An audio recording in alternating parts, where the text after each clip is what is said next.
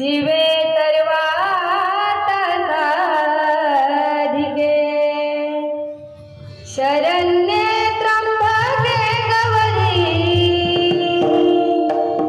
नारायणी नमोस्तुते। हरि जय राम कृष्ण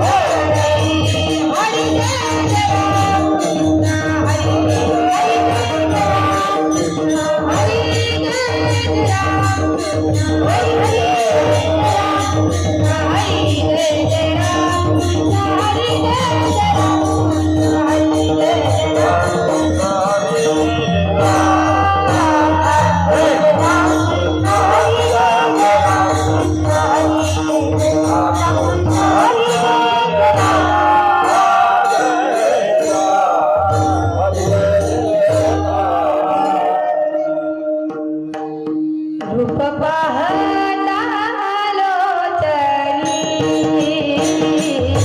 रूप पाहता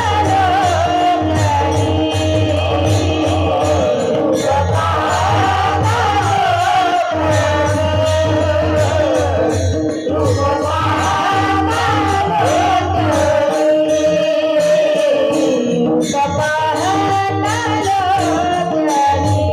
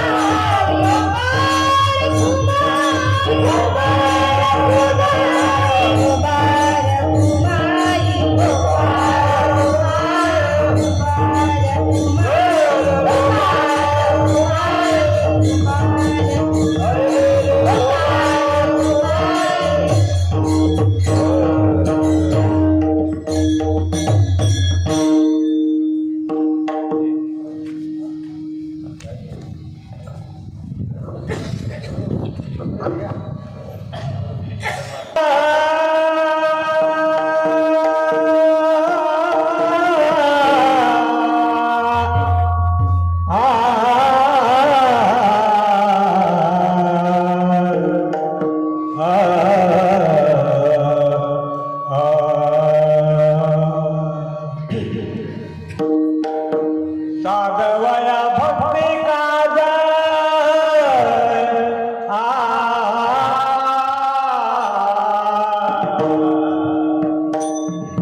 साधवया भक्ती काज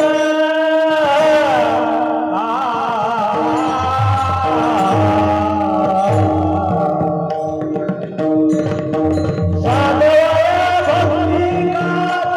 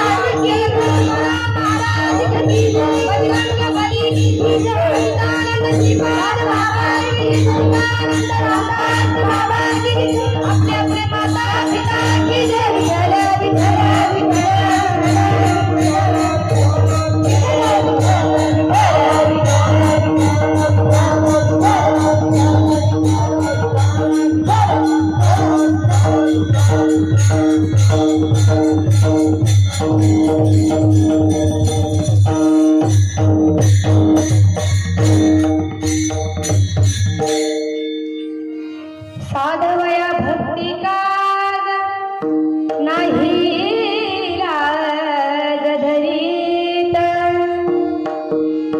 ऐतिहासिक शरण दावे शक्ती जीवेना वंची भीष्मपण केला खरा धनुर्धरा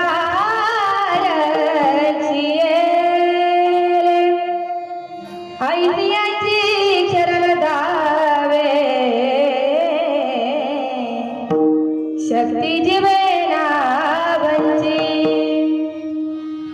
तुका मरताच हाती तोम्याची धैर्य ऐतिहासिक शरण दावे शक्ती जीवेना वंची विठ्ठल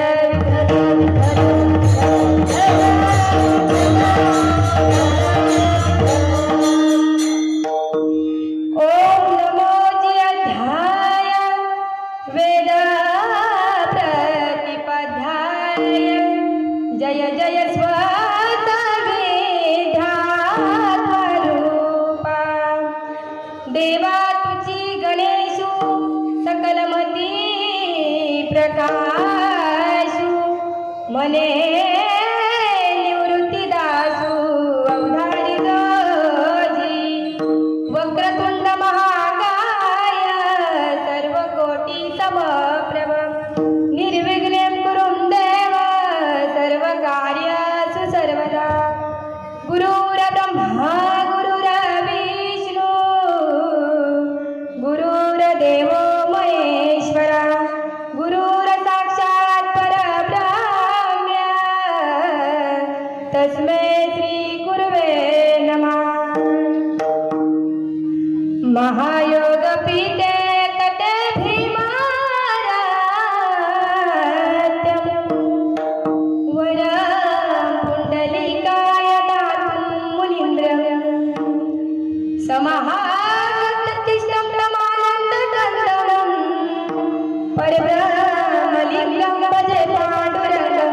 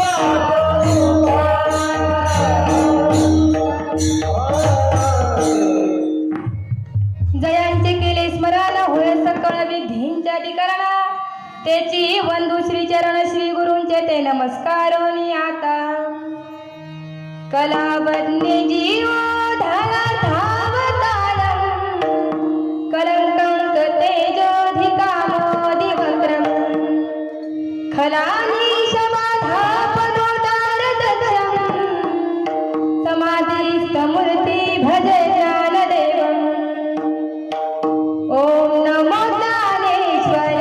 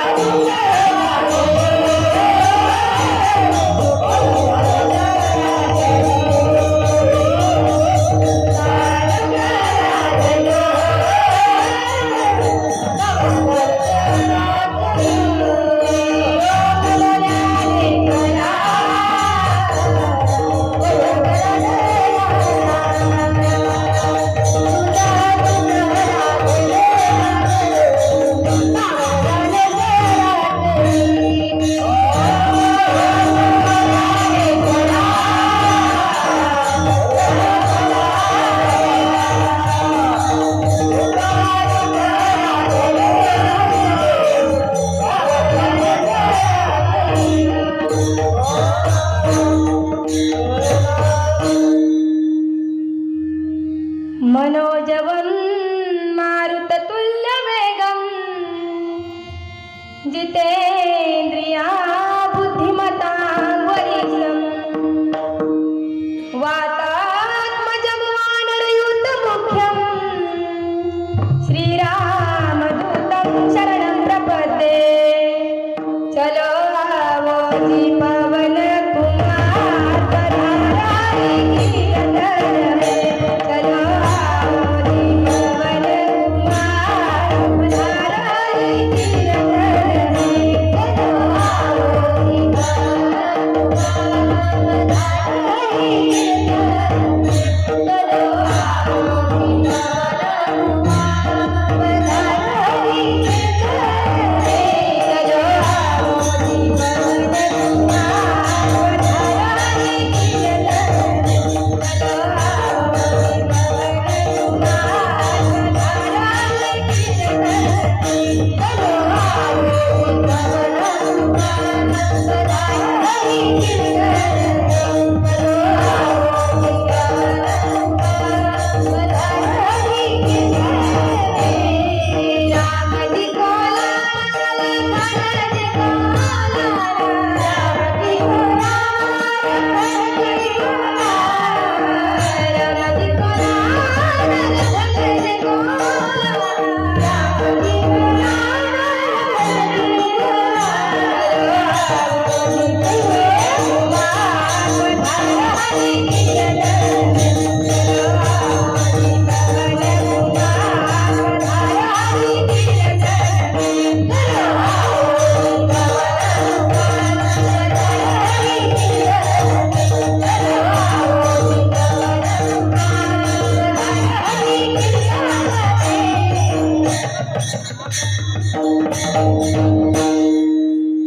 समचरण सरोजं सान्द्रलीला जगन्निहित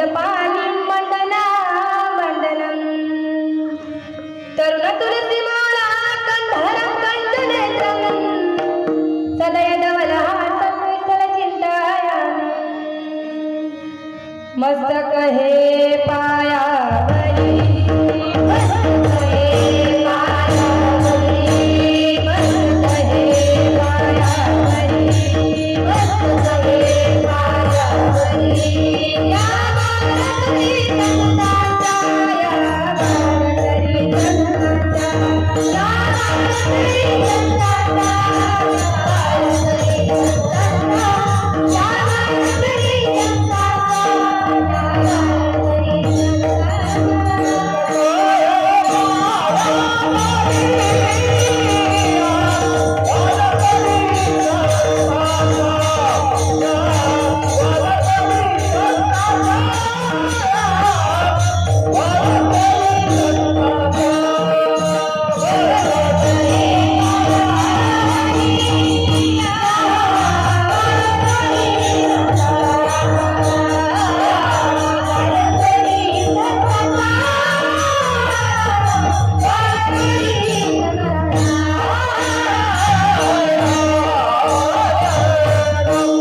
मस्तक हे पायावरी या वारकरी संतांच्या सेवेला मी सेवक झालो तुमच्या लागलो निज चरणाला.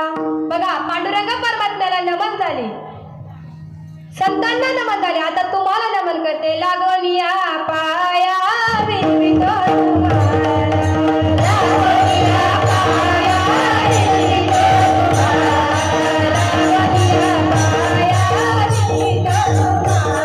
लागून या पाया विनवितो तुम्हाला,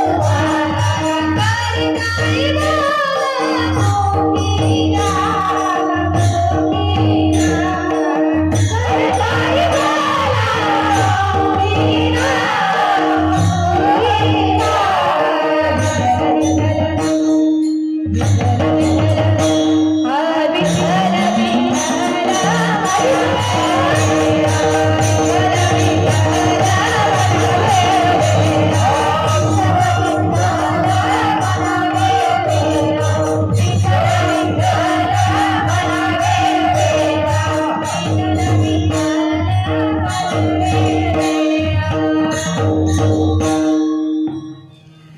लागोनिया पाया विनवितो तुम्हाला, करी टाळी बोला मुखी नाम विठ्ठल विठ्ठल म्हणा वेळोवेळा.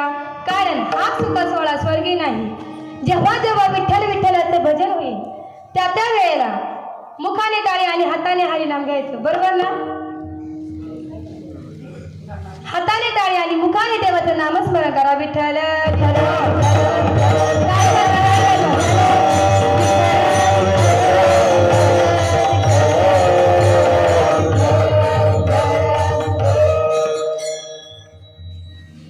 प्रस्तुत प्राप्त स्थळी प्राप्त प्रसंगी कीर्तनरूपी सेवेकरता निवडलेला अभंग जगद्गुरु तुकोबाराय यांचा 4 चरणाचा अभंग आहे.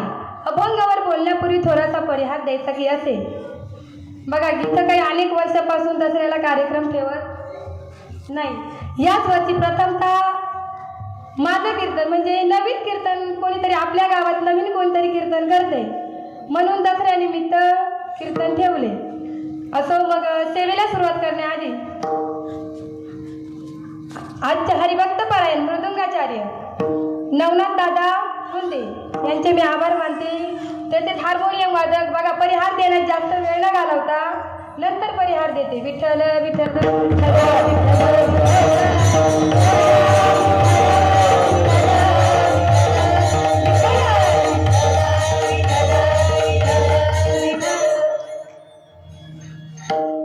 साधवय भक्ती काद नाही लाज धरीत, ऐतियांची चरण गावे शक्ती जीवेना वंची. जगद्गुरु तुकोबाराय या अभंगाच्या माध्यमातून आपल्याला पांडुरंग परमात्म्याचा स्वभाव वर्णन करून सांगत आहेत. बघा, नुसता स्वभावच वर्णन करून सांगत नाही तर ते शरणागती करा असं सुद्धा सांगतात. मग या जीव मात्रांना बसिंधूतून तारून नेण्याकरता कोणाच्या तरी सामर्थ्याची गरज आहे. मग असा तो कोण आहे? अनंत कोटी ब्रह्मांड आहे, तो जगाचा मालक आहे. जगाचा मालक आहे आणि मग त्याची आपण काय केली पाहिजे? त्याला आपण शरण गेलं पाहिजे. मग असा तो आहे बघा. त्या ठिकाणी आध्यात्मिक दुःखाची पुनरावृत्ती आणि पुनरागमन जर करायचे असेल त्या ठिकाणी अशी परंपरा करावी लागते की दुःखाची निवृत्ती करून परमानंदी सुखाची प्राप्ती करून घ्यावी लागते व मोक्ष स्वरूपाची प्राप्ती मग असा कोण करून देईल? तो जगाचा मालक आहे, मग त्याने आपल्याला प्राप्ती करून देणे, मग तो असा कोण आहे श्रेष्ठ? म्हणून महाराज सांगतात की तुम्ही असं करा, साधवया भक्ती काग नाही लाज धरीत. जो भक्तांची कामे करण्यासाठी भक्तीच्या माध्यमाकडून भक्तांकडे पाहत असतो व भक्तांची कुठल्याही प्रकारे लाभ न धरता सर्व कामे करतो, मग कोणाला अशाला शरण जा. मग पुढे महाराज सांगतात की ऐसियाची शरण जावे शक्ती जीवे रावंची. अशाला शरण जा का जो तुम्हाला शक्तीनिशी जीवानिशी सांभाळेल, कुठल्याही प्रकारे वंचना करणार नाही. मग पुढे महाराज असे सांगतात भीष्मपण केला खरा धनुर्धरा रक्षिले. भीष्माचार्यांनी जे पण केले त्याचे दोन अर्थ लावता येतात बरं का. भीष्माचार्यांनी जो पण केला तो पांडवांना मारण्याचा केला आणि दुसरा अर्थ असा होतो की भीष्माचार्यांनी जो पण केला तो पण धनुर्धराला सांभाळण्यासाठी केला आणि धनुर्धरालाही सांभाळे व स्वतःची लाज टाकून देवाने काय केली? भक्ताची लाज सांभाळली. मग पुढे महाराज असे सांगतात की तुका म्हणे साक्षात आणि तो म्या चित्ती धरियेला. तुकाराम महाराज स्वतः साक्ष देऊन सांगतात की मी भगवंताला माझ्या चित्तात धारण केलं व त्याचा अनुभव माझ्या जीवनामध्ये आला. अभंगाचा सरळ सरळ भावार्थ मी तुमच्या पुढे सांगितलाय. विठ्ठल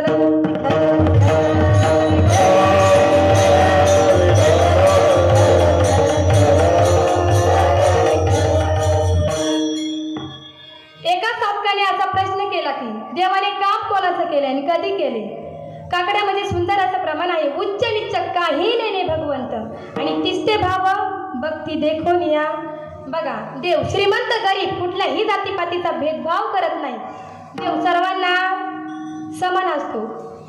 देव कोणत्याही भक्ताची कामे करतो. बघा, मग त्या साधकाने परत प्रश्न केला की देव कुठे? मग देवाचा कुठं तुम्हाला पत्ता माहित आहे का? बरं, त्र्यंबकेश्वरला, आळंदीला नाही ना. मग देव कुठे? देव आहे हृदयी मंदिरी शोधून पाहे. बघा, एकदा काय झालं, बिदरच्या बादशाहकडे सेना महाराज मालिश करायला होते. ते निष्ठावंत व वारीक भक्त होते. पांडुरंग परमात्माचे त्याचे भक्त होते की जे बादशाहकडे मालिश करायला होते. पोटा पाण्यासाठी काहीतरी धंदा करावा म्हणून ते बादशाहकडे कामाला जायचे. मग 18 संतांपैकी एक संत होऊन गेले, ते म्हणजे कोण? सेना महाराज. बघा, एक दिवशी बादशाहची अचानक रात्री 1 वाजता पाठ आणि कंबर दुखू लागली. इतक्या वेदना होऊ लागल्या का विंचू चावल्या का त्याला वेदना होत होत्या. बघा, बादशाहनी प्रधानाला बोलवलं. प्रधान होता जातीने मुसलमान. प्रधान आला. मग प्रधानाने लगेच तो बादशाह म्हणाला, प्रधानजी इकडे या आणि माझी पाठ चोपून द्या. तर लगेच प्रधानाने पाठ चोपायला सुरुवात केली. जवळजवळ 1.5 तास गेले पण बादशाहाची पाठ काही राहिली नाही. कमरेला पाठाला विंचू चावल्यागतच वेदना होत होत्या. त्याच्या वेदना काही कमी होत नव्हत्या. मग बादशाह प्रधानाला म्हणाला, प्रधानजी जा आणि माझ्या सेना महाराजाला बोलून आला, कारण की माझ्या सेना महाराजांनी पाठ चोळली ना की लगेच राहते. मग बादशहाचे नोकर म्हणजे प्रधानजी लगेच काय केले, लगेच सेना महाराजांच्या झोपडीजवळ गेले. झोपडीजवळ दारात गेले ना आवाज दिला, आहे का कोणी घरात? लगेच तो सेनाबाई साहेबांनी आवाज दिला, आहे, काय काम तुमचं? तर ते म्हणू लागले, प्रधानजी म्हणू लागले, बादशहाचा निरोप आहे. सेना महाराजांना बोलवले. तर सेना महाराज नेमकी पूजेसाठी बसले होते. पूजा करताना ते रोज 20 मिनिटं पूजा करायची किंवा 30 मिनिटं. ते पूजा करायला बसले आणि ते पांडुरंग परमात्म्याचे निस्सिम भक्त होते ना, आणि ते पूजा करायला बसले तेव्हा त्यांनी देवाला, भगवान पांडुरंग परमात्म्याची त्यांच्याकडे एक गोड अशी पाषाणाची मूर्ती होती आणि तिथे एक कापराची नांद होती. त्या नांदीत सेना महाराज 2 लोटकं पाणी घालायचे. खाली किती लोटकं पाणी यायचं? 4 लोटकं. 2 लोटकं सेना महाराज पाणी घालायचे आणि खाली 4 लोटकं पाणी यायचे असे ते बघा दशग्रंथी ब्राह्मणापेक्षाही कितीतरी ते विद्वान होते. असे माझे सेना महाराज मंत्र म्हणायचे की देवाला सुद्धा रडू यायचं. आणि बघा त्या दिवशी सेना महाराजांनी पूजा केली देवाची. भगवंताला फाटका उपरणं, भगवंताला आंघोळ घालायचे आणि त्या मूर्तीची फाटक्या उपरण्याने ते तोंड पुसायचे आणि सुंदर अशी तुळशीची मंजुका देवाला ठेवायची. मंजुका ठेवल्यानंतर बघा त्या दिवशी 3 तास पूजा झाल्यानंतर सेना महाराजांच्या पत्नीला असं वाटलं की बादशहाचा निरोप आला आहे, उठवावं की काय सेना महाराजांना. पण सेना महाराज त्याला उठवल्या तर त्याला पूजा करताना उठवलं तर पूजा मोडल्याची पाप लागू शकतात. म्हणून ती पाप न लागावं म्हणून तिने काय उठवलं नाही. मग उठवलं नाही तर तिने जसं उठवलं नाही तिला वाटलं की तिच्या डोळ्यात अक्षरशः पाणी आलं की मी जर यांना नाही उठवलं तर बादशाह यांना मारल्याशिवाय राहणार नाही. बघा बादशहाचा सरदार येणे म्हणजे खूप साधी गोष्ट नाही. बादशहाकडे किती 22 सरदार होते. प्रत्येक एका सरदाराला 100 घोडे होते आणि प्रत्येक घोड्याच्या गळ्यात एक बघा ते देवमनकंबी घोडे होते आणि त्यांच्या गळ्यात 1 किलोची अशी काय होती सोन्याची किल्ली होती. मग तो बादशाह किती श्रीमंत आहे बघा. बादशहाने निरोप दिला जा आणि प्रधानजी जा आणि तुम्ही सेनाला बोलून आला. 1 वाजले होते. बादशहाची पाठ दुखत होती. जवळजवळ 2:30 वाजले पण बादशहा काही आला नाही. मग काय झालं, बादशहाने निरोप दिला जा आणि बादशहाला मारत आणा. मग बादशहाला मारत आणा. तो जगाच्या पांडुरंग परमात्म्याने विटेवरून तशी उडी टाकली तशी सेना महाराजांचं रूप धारण केलं. गुडघ्या इतकं धोतर घातलं आणि फाटका उपरणं गळ्यात घेतलं आणि बगला धोपटी आणि घोंगडी घेतली.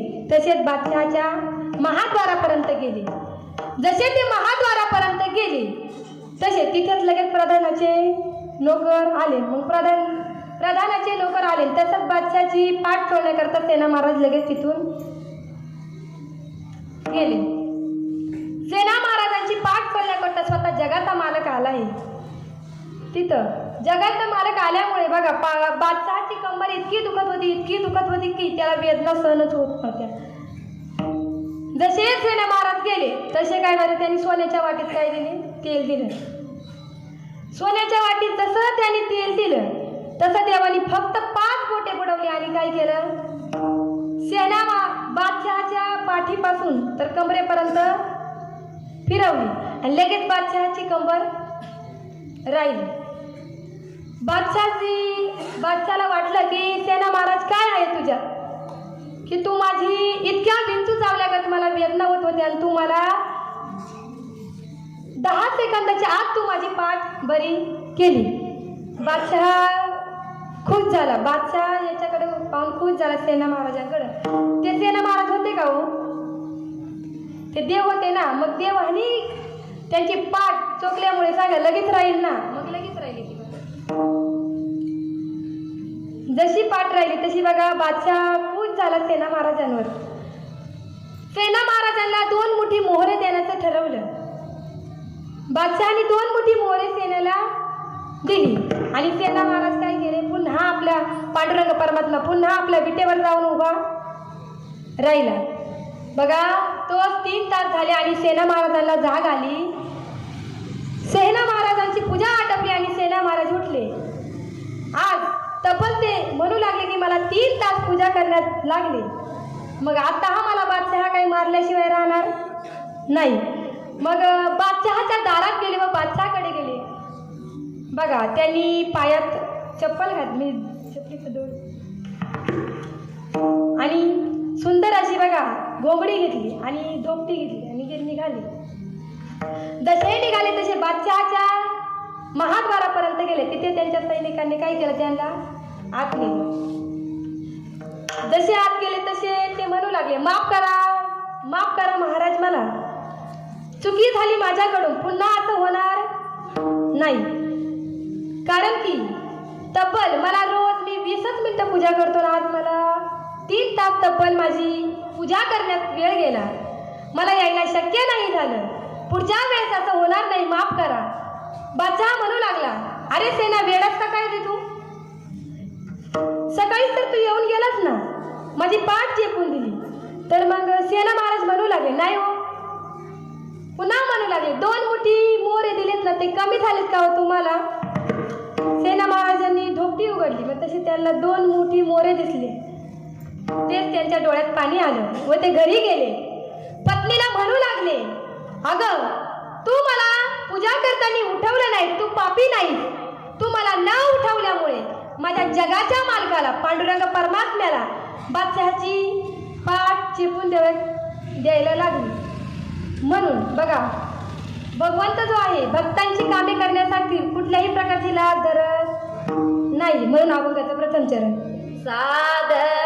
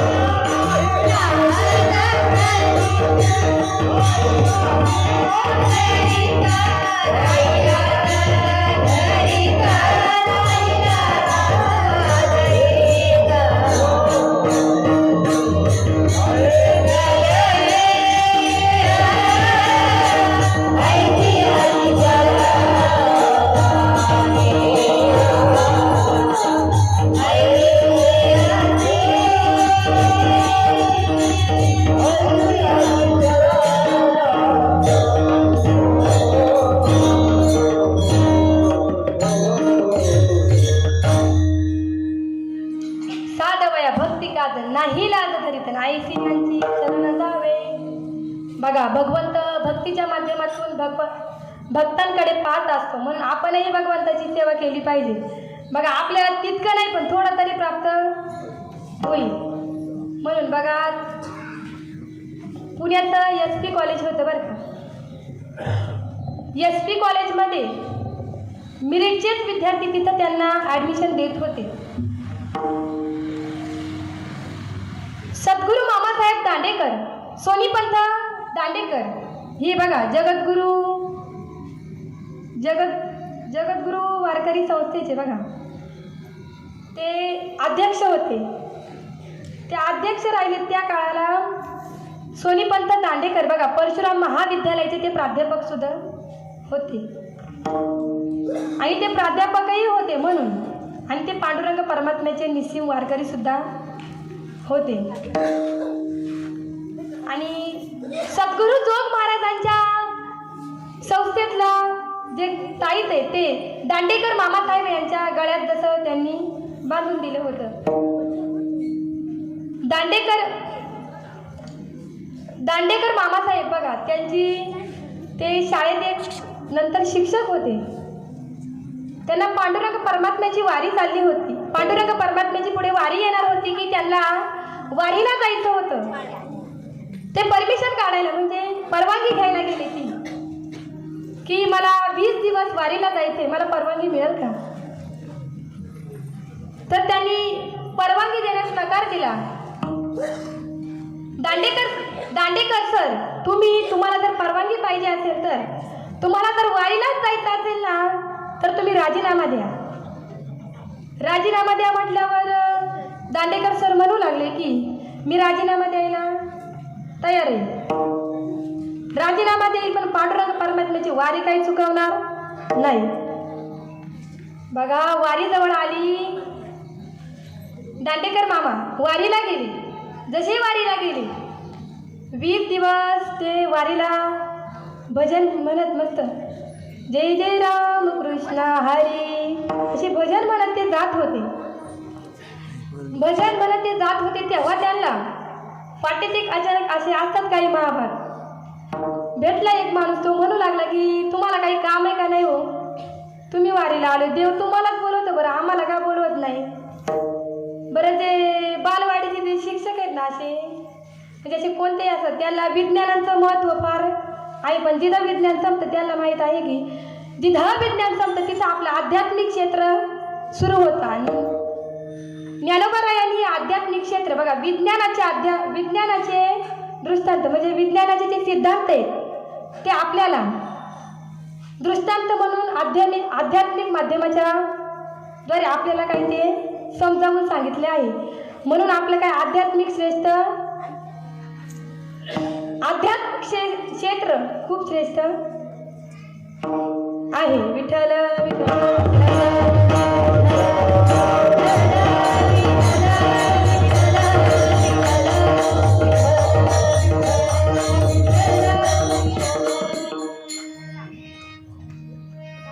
बघा वारीला ते गेले होते.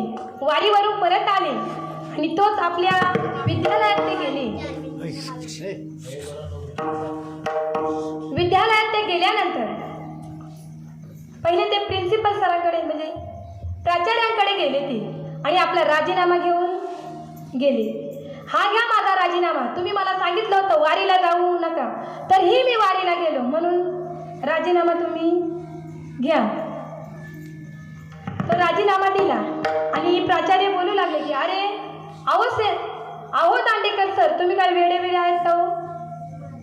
तुम्ही तर रोज येता इथं तुमची स्वाक्षरी आहे, तुम्ही रोज मुलांना शिकवण्यासाठी येतात. तुम्हाला विश्वास जर बसत नसेल ना तर तुम्ही स्वतः क्लासरूममध्ये तुमच्या वर्गामध्ये जाऊन बघा. जसे दांडेकर सर क्लासरूममध्ये जातात आणि बघतात तर काय स्वतः पांडुरंग परमात्म्याने आपल्या अक्षरांसारखे हुबेहूब अक्षर काढून स्वाक्षरी केली होती. आणि जे धन्य आहेत ते मुलं की त्यांना पांडुरंग परमात्म्याने शिकवलं होतं. आपल्याला कुठं हे नशिबात आहे का? नाही. बघा मग ते धन्य आहेत ते पोरं कारण का त्याला पांडुरंग परमात्म्याने शिकवलं होतं. दांडेकर सरांच्या डोळ्याला पाणी आलं. ढसाढसा रडू लागले व त्यांना ते म्हणू लागले की बघा माझ्यासारख्या माणसासाठी, माझ्यासारख्या सामान्य जीवासाठी देवातून इथं यावंस, मुलांना शिक्षण द्यावं, माझी तितकी पात्रता नाही असं तो म्हणत होता. परंतु बघा जो पांडुरंग परमात्म्याची म्हणजे देवाची जो काहीतरी वारी वगैरे आपलं काही काम चालू आहे तर आपण गेलो तर देव आपले कामं बघून घेतो. कुठल्याही प्रकारचं काम असो देव आपलं काय करतो सांभाळून घेतो. म्हणून तो तर काय करुणा सिंधू दया सिंधू तोच आहे. देवानी स्वाक्षरी करावी आणि तसे ते गेले. बघा त्यांच्या डोळ्यात पाणी आलं व ते म्हणू लागले की पांडुरंग परमात्म्यांनी माझ्या जागेवर येऊन स्वतः मी नसल्यावर माझ्यासारख्या माणसासाठी त्यांनी स्वतः इथे येऊन शिक्षण दिलं. धन्य झालो मी. अभंग महाराज सांगतात की ते बघा भक्ती काद म्हणजे देव आहे ना, तो भक्तीच्या माध्यमातून भक्ती काद साध्य करण्यासाठी देव तिथे आला. म्हणून आपण काय देवाला शरण गेलं पाहिजे. मग अशाला शरण जावं की जो शक्तीनिशी तुम्हाला सांभाळेल. मग कोणाला शरण जात? तुकाराम महाराज सांगतात अभंगाचा द्वितीय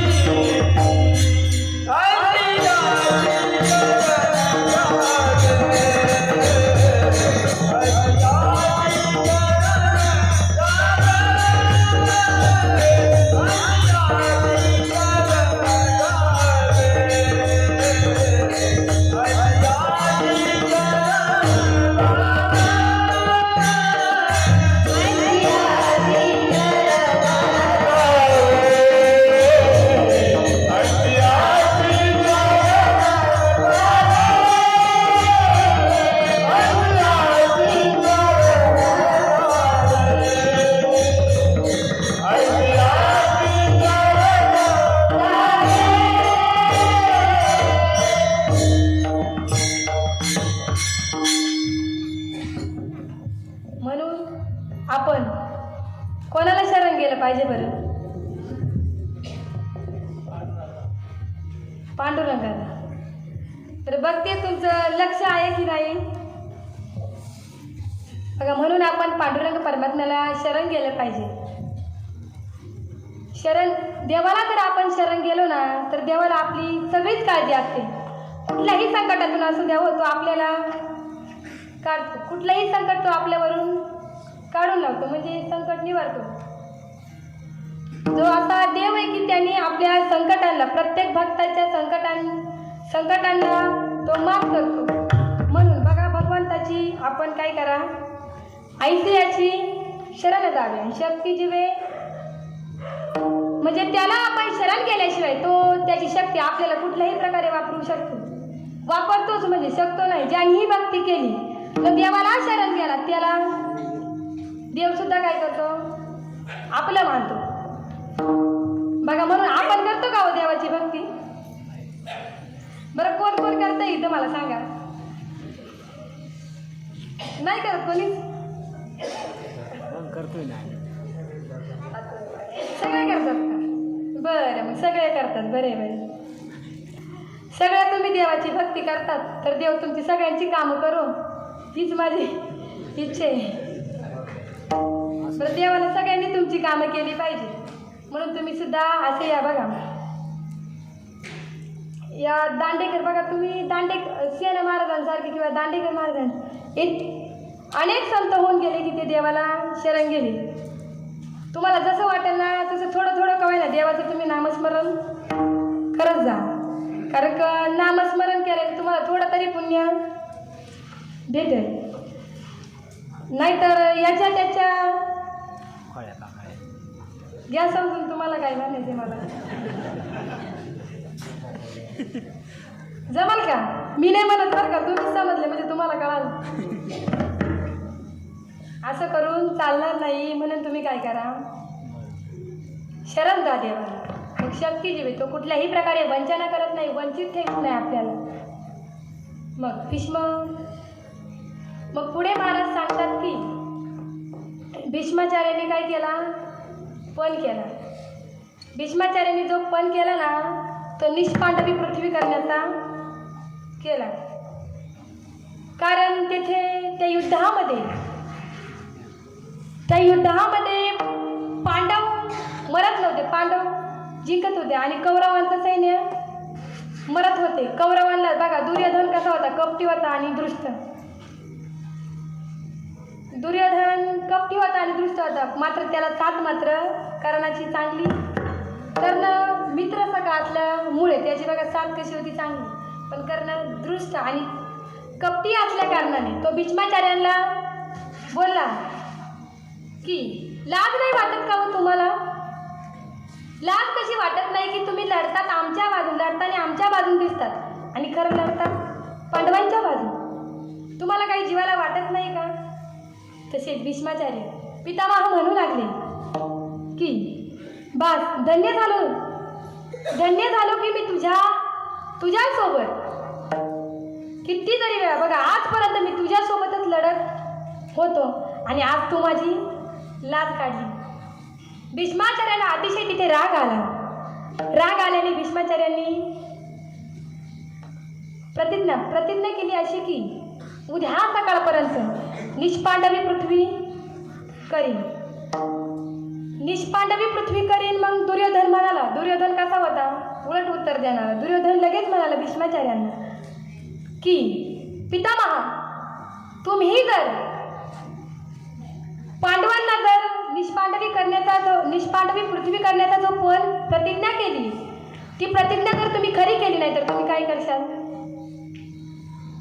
बघा लगेच उलट दिलं. मग ती पितामह म्हणू लागले की मी जर ही प्रतिज्ञा पूर्ण केली नाही तर मी कधीही हातात शस्त्र घेणार, शस्त्र खाली ठेवून दे.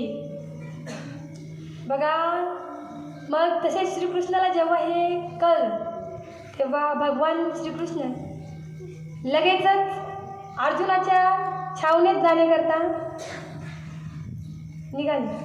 म्हणजे अर्जुन जिथे विश्राम करायचे तिथे लगेच निघाले. प्रत्येक याच्यात अर्जुनाला गवसू लागले पण अर्जुन काही मिळाला नाही.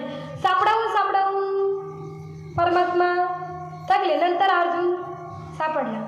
अरे अर्जुना म्हणे उठ, का झोपलास तू? अर्जुन म्हणू लागला की देवा रात्र झाली मग झोपणारच सगळे. मग भगवान श्रीकृष्ण म्हणू लागले की अर्जुना तुला माहीत नाही की भीष्माचार्यांनी प्रतिज्ञा केली की निष्पांडवी पृथ्वी करण्याची प्रतिज्ञा. मग अर्जुन म्हणू लागला की मला माहीत आहे प्रतिज्ञा केली आहे माहीत आहे. तर मग भगवान श्रीकृष्ण म्हणू लागले की तुला काहीच काळजी नाही. मग स्वतः तिथे अर्जुन म्हणू लागला की माझ्यासोबत भगवान श्रीकृष्ण असताना मला कशाचीही गरज, माझ्या केसालाही धक्का लागू शकत, तुम्ही असल्यावर मला कशाचीही काळजी नाही. म्हणून मी काही निश्चित आहे.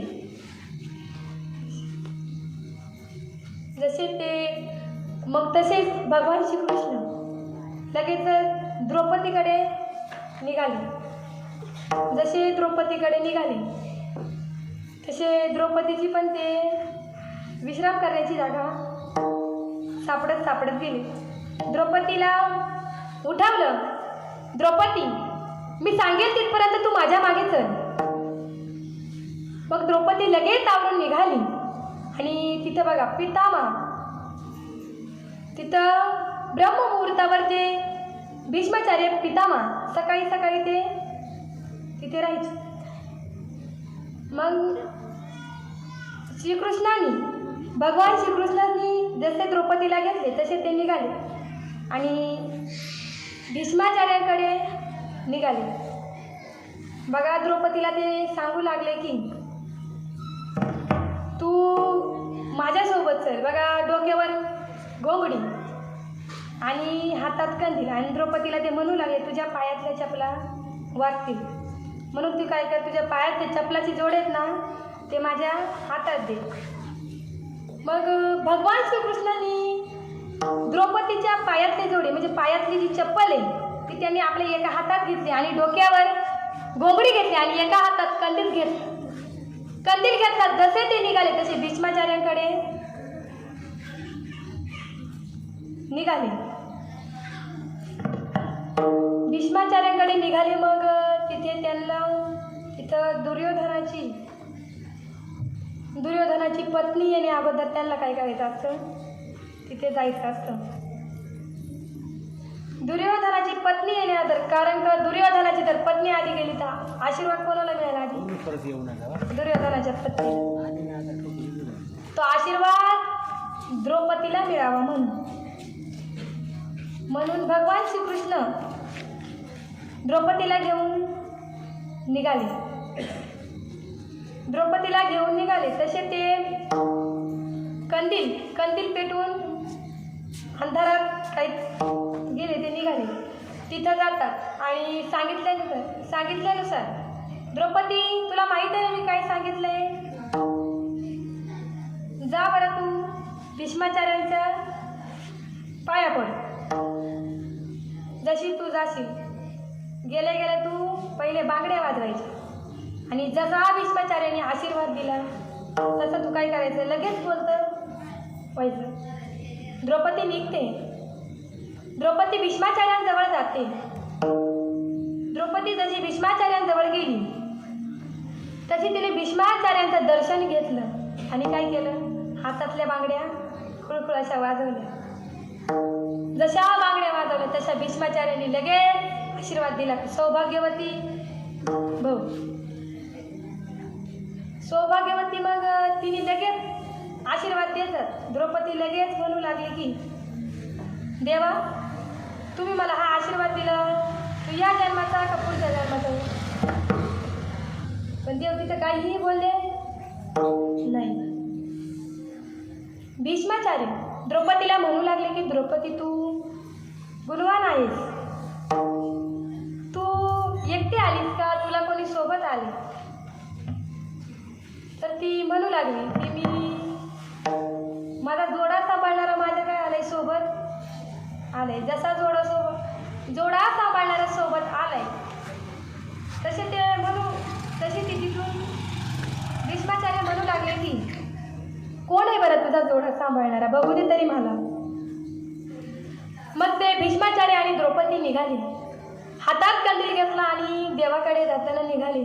घनदाट अंधार होते. तिथे एकही पाऊल असं कंदिलाशिवाय दिसत नव्हतं. तिथे ते निघाले आणि निघाल्यानंतर जसे भीष्माचार्य आणि द्रौपदी एक पाऊल टाकत देवाकडे जातात आणि देवाकडे जातात तोच डोक्यावर घोंगडी, हातात कंदील आणि एका काखात काही द्रौपदीच्या चपला. बघा जो द्रौपदीचा चपला सांभाळतो तो स्वतः भगवान श्रीकृष्ण आणि म्हणून भीष्माचार्य म्हणू लागले की स्वतः देव काय आले तुझ्या जोडा सांभाळायला. तर द्रौपदी भगवान श्रीकृष्णाला सांगू लागली की तुम्ही सांगितल्यानुसार मी भीष्माचार्यांकडे गेले आणि जशी मी भीष्माचार्यांकडे गेले तशी मी काय केले, पहिलं भीष्माचार्यांचं दर्शन घेतलं. तुम्ही मला सांगत होते ना की भीष्माचार्यांकडे जायचं आणि पहिला आशीर्वाद घ्यायचा आणि मग बांगड्या वाजवायच्या. मी तेही केलं. जशा बांगड्या वाजल्या तशा मला आशीर्वादही दिला आणि मग मी त्याला परत विचारलं सुद्धा की मला हा आशीर्वाद कोणत्याही जन्मातला आहे, या जन्मातला आहे की पुढच्या जन्मातला. मग तसेच भीष्माचार्यांनी भगवान श्रीकृष्ण परमात्म्याला पाहून जसे भगवान श्रीकृष्ण परमात्म्याला पाहिलं तसं त्यांच्या मनात या दया आली. म्हणजे त्यांना असं वाटलं की द्रौपदीच्या चपलांचा जोडा डायरेक्ट काय घेऊन देव घेऊन आला. आपल्याला साधं कितीही विनवण्या केला तरी भेटायला सुद्धा येणार, आयुष्य जाईल पण देव कधी येणार आपल्याकडं. देव येऊ शकते पण देवाची आपण तशी भक्ती ही केली पाहिजे. द्रौपदी कशी देवाची भक्ती ही करायची, जशी द्रौपदी भक्ती करायची तसं आपण करू शकत नाही. म्हणून आपल्याला देव काही भेटायला येतच नाही. असं जर वाटत असेल तर द्रौपदी निघाली आणि बघा भगवान श्रीकृष्ण जवळ येऊन थांबले. भीष्माचार्य म्हणू लागले, देवा तुम्ही इकडे. तर देव म्हणू लागले, मी द्रौपदीचा चपला सांभाळायला म्हणजे चपलातला जोडा सांभाळायला आले. बघा चपलाचा जोडा सांभाळायला आले म्हणजे त्याचे दोन अर्थ लावतात बरं का. एक आयुष्याचा जोडा सांभाळणारा आणि एक काय पायाच्या चपलाचा जोडा सांभाळणारा विठ्ठल.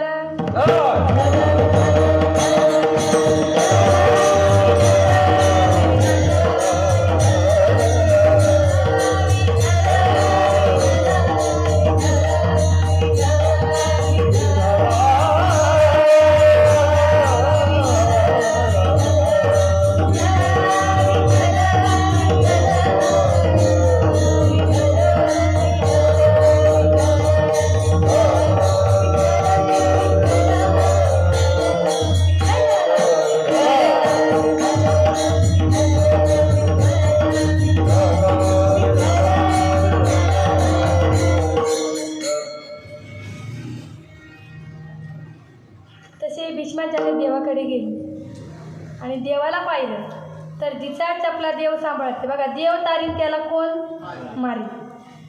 जिला स्वतः देवाची साथ आहे तिथं आपलं काही. मग जिला स्वतः भगवान श्रीकृष्णांची जिला साथ आहे निघाले. बघा दुसऱ्या दिवशी म्हणून हा आशीर्वाद खरा होईल. मग भीष्माचार्य म्हणू लागले की द्रौपदी हा तू विचारत होती ना हा आशीर्वाद या जन्माचा आहे की पुढच्या जन्माचा. मग भीष्माचार्य पितामह म्हणू लागले की द्रौपदी मी आशीर्वाद ह्याच जन्मासाठी दिलेला आहे, याच जन्मीचा मी तुला आशीर्वाद दिला आहे. म्हणून जसा आशीर्वाद दिला तशी द्रौपदी आणि भगवान श्रीकृष्ण त्यांच्या घरी निघून गेले. जसे ते निघून गेले सकाळ झाली, घनदाट युद्ध चालू झालं. बघा इतकं जोरात युद्ध चालू होतं का, इतकं जोरात की तिथं जर भीष्माचार्यांनी पहिला बाण मारला, भीष्माचार्यांनी जो पहिला बाण मारला तो भगवान श्रीकृष्णाच्या पायाजवळ मारला. भगवान श्रीकृष्णाला त्यांनी नमन केलं, पहिला आशीर्वाद घेतला आणि मग युद्धाला सुरुवात केली. जसा पायाजवळ बाण मारला तसा दुसरा बाण कुठं मारलं, दुसरा बाण अर्जुनाच्या छत उडावलं. म्हणजे अर्जुन मुकुट खाली पडला ना, अर्जुनही पडला. आणि रथाची चाकं काय केली, भिन्न भिन्न केली. जशी रथाची चाकं भिन्न भिन्न केली आणि लगेचच स्वतः अर्जुनाला मूर्छा आली आणि अर्जुन म्हणू लागला की देवा हे काय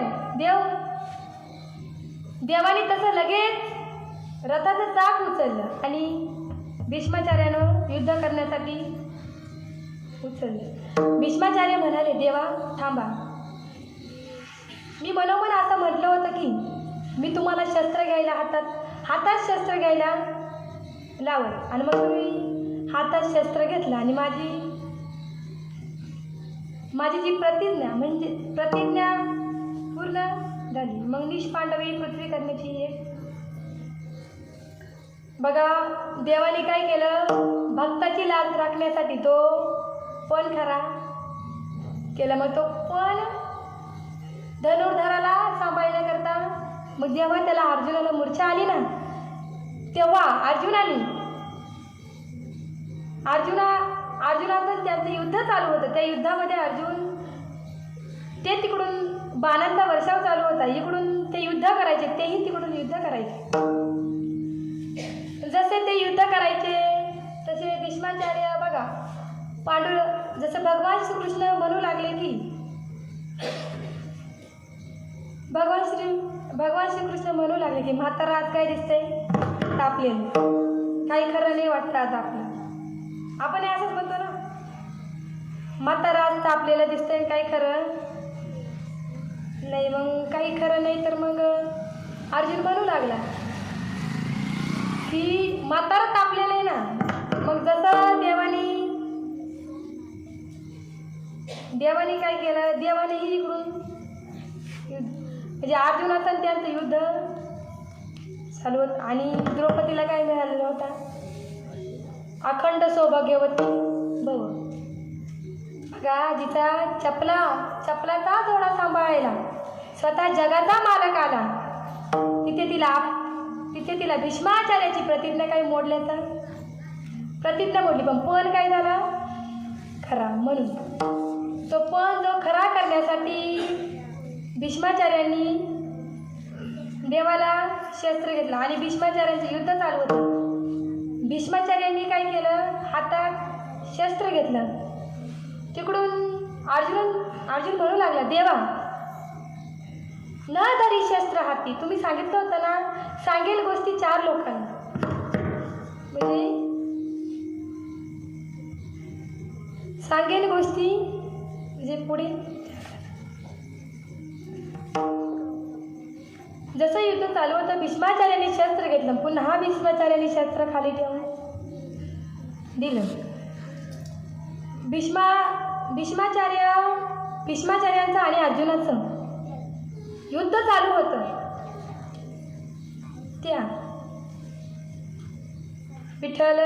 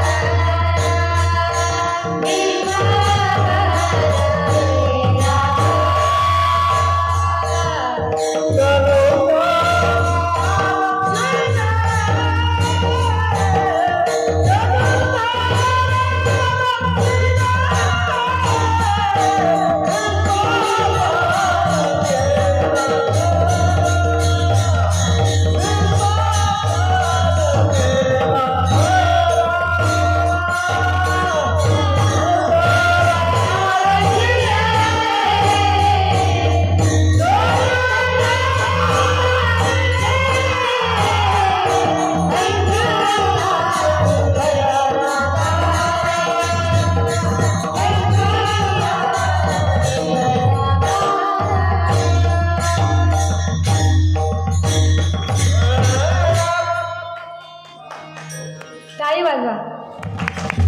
त्या वेळेसही इतका गोड आवाज आहे म्हटल्यावर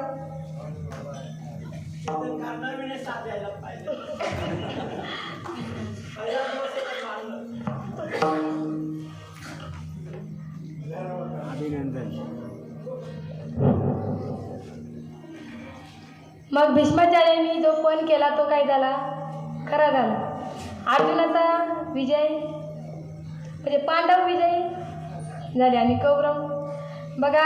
कारण बघा दुर्योधन कसा होता, कपटी. दुर्योधनाला 7 कोणाची होती, दुर्योधनाला 7 जरी चांगल्याची असेल पण दुर्योधन कसा होता, कपटी. त्यामुळे बघा तुम्ही ही संगत कशी जरा चांगल्याची. बघा एका गोणीत जर आपण 1 गोणीभर कांदे ठेवले तर त्यात एखादा कांदा जर सडका टाकला तर आखी कांद्याची गोण काय होते, सडून जाते. म्हणून तरुण मित्र मंडळींना असं विनंती आहे की आपण कशाची संगत केली पाहिजे, चांगल्याची. आणि आपण आई वडिलांचा आदर केला पाहिजे. आई वडिलांचा आदर जर आपण केला आणि संगत जर चांगल्याची असेल तर आपल्याला नक्कीच, भले तुम्ही देवाची पूजा, तुम्ही भले मंदिरात नाही गेलेले एक वेळेस तरी चालेल, परंतु तुम्ही देवाची पूजा करण्याऐवजी तुम्ही म्हणजे देवाची ही पूजा करा, परंतु घरात जे आपले देव आहेत आई वडील त्यांची तुम्ही सेवा करा. कारण का आई पुन्हा मिळत नाही आणि बापही पुन्हा स्वामी तिन्ही जगाचा आई विना हे कार्य. म्हणून तुम्ही आई वडिलांची सेवा करा. महाराज बघा भीष्माचार्यांचा पण संपला आणि पण तो खरा झाला, धनुर्धरालाही सांभाळले. तेथे देवाने स्वतःचीही लाज टाकली आणि भगवंताची लाज सांभाळण्याकरता देव त्या युद्धात होते. अर्जुनाचा रथ साठी स्वतः कोण होता, जगाचा मालक.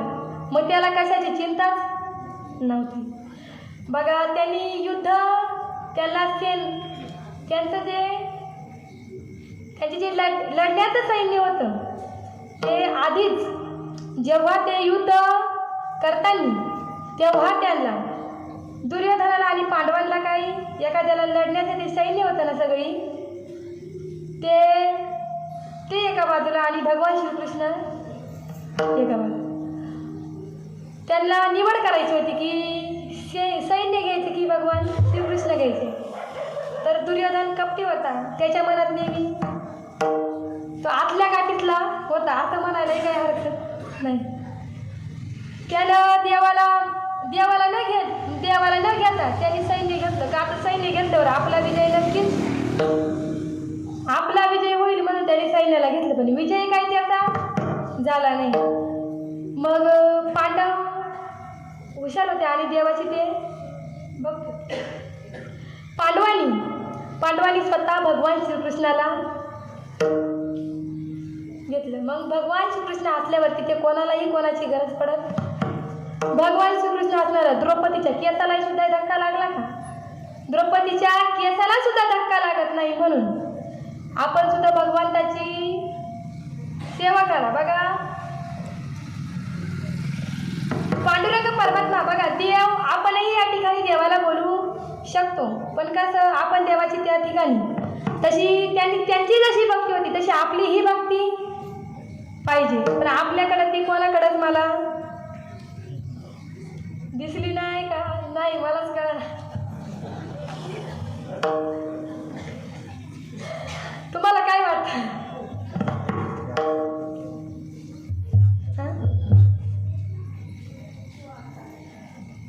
बरं, सुंदर असं आपण वारकरी संप्रदायाच्या नियमानुसार भजन, पांडुरंग परमात्म्याचं भजन घेऊया. सर्वांनी हात वर करा. बरं घ्या, सर्वांनी हात वर करा. केले का? मागे बसले त्यांनी जर घेतले तरी चालतील. अहो घ्या घ्या घ्या, तुम्ही पण घ्या. विठोबा रघुमाई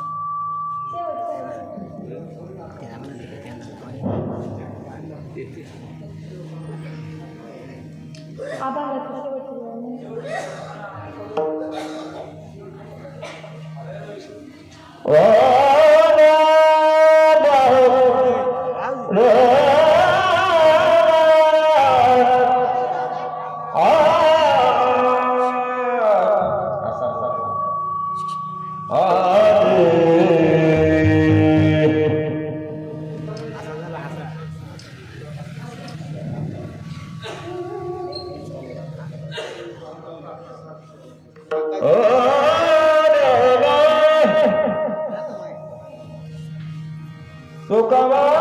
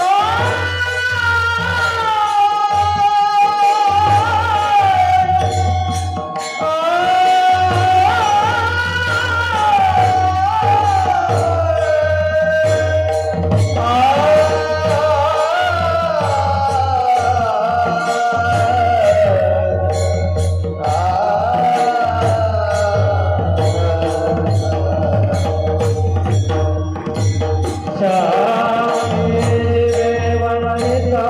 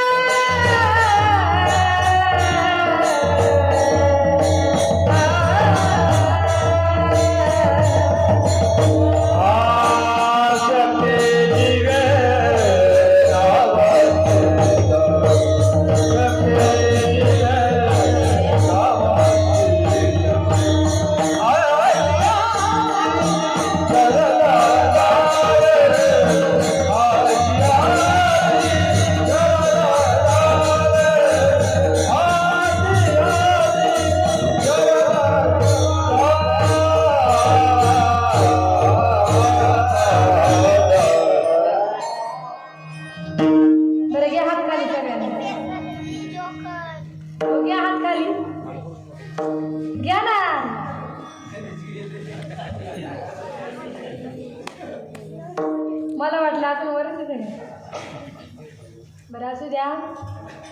तुका म्हणे साक्षातील तोम्या चित्ती धरेल.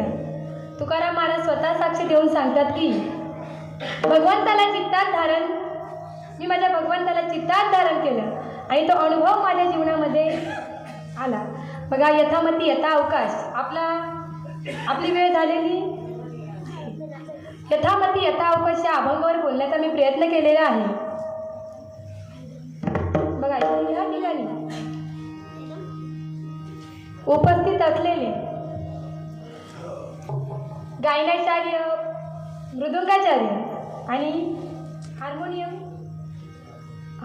हार्मोनियम वादक त्यांचे बघा या ठिकाणी हरिभक्त परायण माझे मोठे बंधू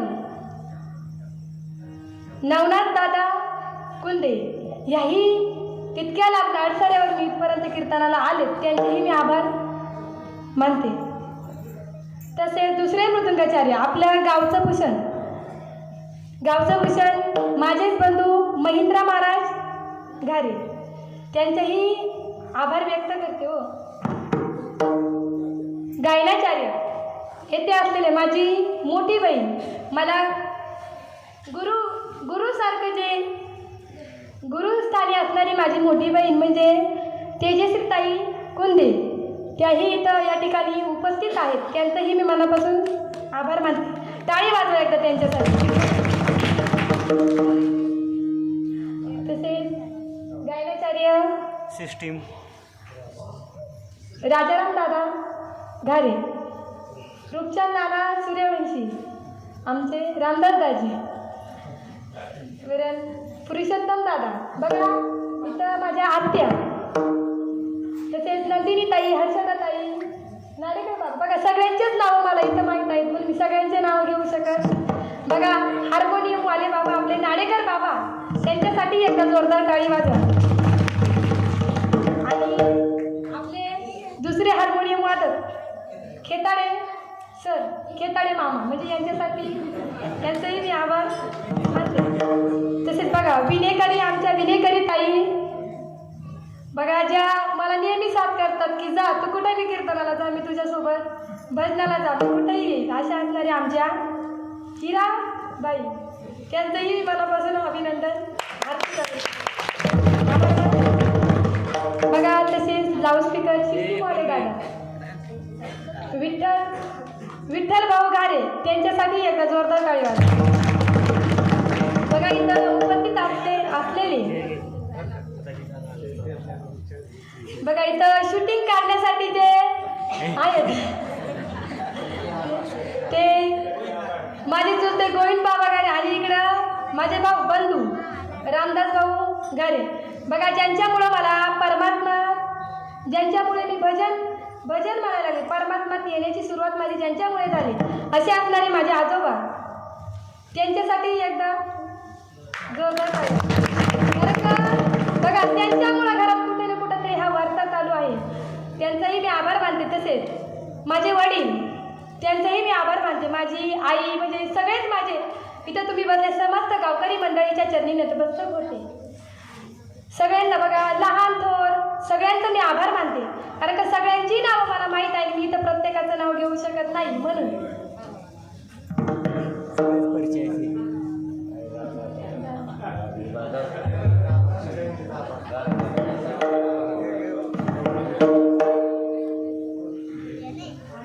ज्ञानेश्वरा माऊली ज्ञानराज माऊली, ज्ञानेश्वरा माऊली ज्ञानराज माऊली, तुकाराम बोली रे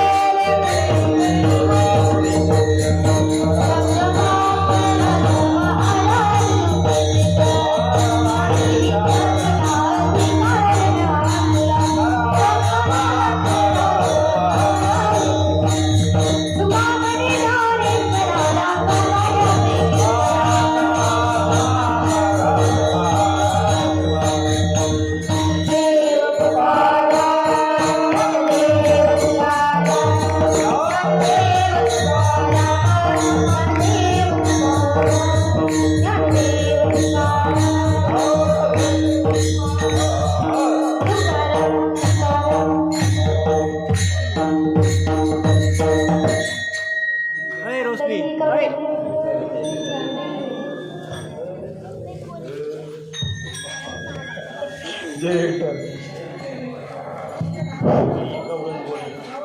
तेजस्वी ताई एक गवळण होणार आहे. कृपया सर्वांनी बसून राहायचंय.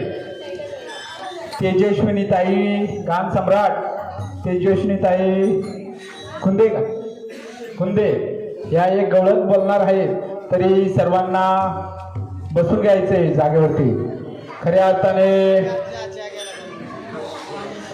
धन्यता कुळते धन्य पावन तो देश जेथे हरीचे दास जन्म घेती. खऱ्या अर्थाने सर्व पुण्याई कलावंतांना जाते आणि तेच करून आपल्या या पवित्र आणि पावन अशा भूमीत खऱ्या अर्थाने लावणी सम्राट म्हणून गणपत बाबा घारे यांची नात खऱ्या अर्थाने आज आपल्या या विजयादशमीच्या शुभ मुहूर्तावरती रोषणाई ताई यांनी कीर्तनरूपी सेवा समर्पित केली. खऱ्या अर्थाने त्यांच्या पुढील भविष्यात वाटचालीसाठी आपल्या गावच्या वतीनं सर्व भजनी मंडळ, सर्व उपस्थित भाविक भक्तगण, माता भगिनी, नवतरुण मित्रमंडळ सर्वांच्या वतीनं तिच्या पुढील वाटचालीस हार्दिक हार्दिक शुभेच्छा. तिला सर्व गावकऱ्यांच्या वतीनं मनपूर्वक आभार. तिचे धन्यता की त्यांनी आज विजयादशमीच्या या शुभवर्ती कीर्तनरूपी सेवा केली. त्याबद्दल गावच्या वतीनं ताईला पुढील वाटचालीसाठी हार्दिक शुभेच्छा.